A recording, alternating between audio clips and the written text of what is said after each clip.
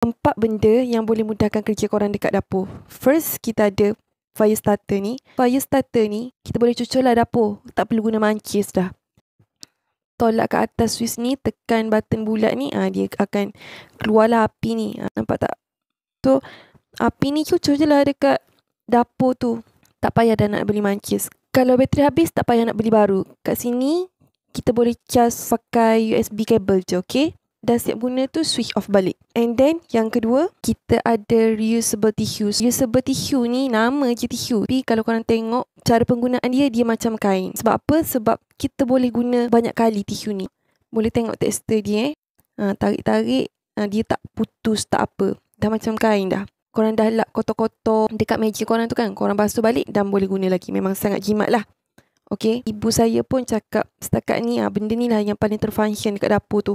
And then seterusnya tisu gantung. Okay, sekarang orang dah tahu guna dah tisu yang dalam kotak tu. Sebab kita boleh gantung je tisu ni kat mana-mana. Tisu dia pula memang tebal.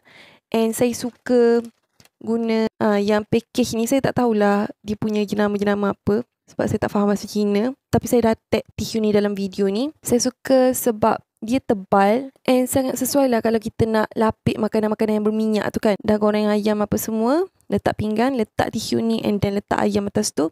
Dia akan serap minyak dengan sangat berkesan lah, okay?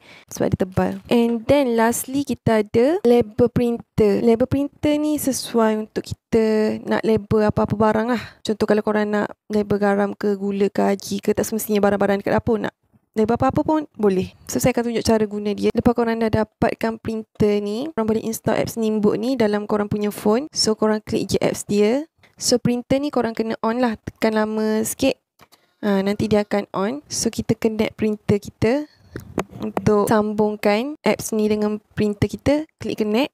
Lepas tu kita boleh mula print apa-apa yang kita nak. So ni saya dah tulis dah label dia. Jadi bila nak print tu, klik je lah print. Okay, katakan saya nak 3 set stiker. So saya tambah sampai 3 and then klik print. So nampak dia dah keluar dah. Okay, ada 3. 1, 2, 3. Okay, so stiker ni korang boleh tampal lah dekat mana-mana yang korang nak. Okay, memang sangat best. Produk ni memang sangat membantulah untuk mudahkan kerja korang dekat dapur. Nak bagi hadiah dekat mak korang pun boleh. Nak dapatkan produk ni sekarang, boleh klik link produk yang saya dah tag dalam video ni.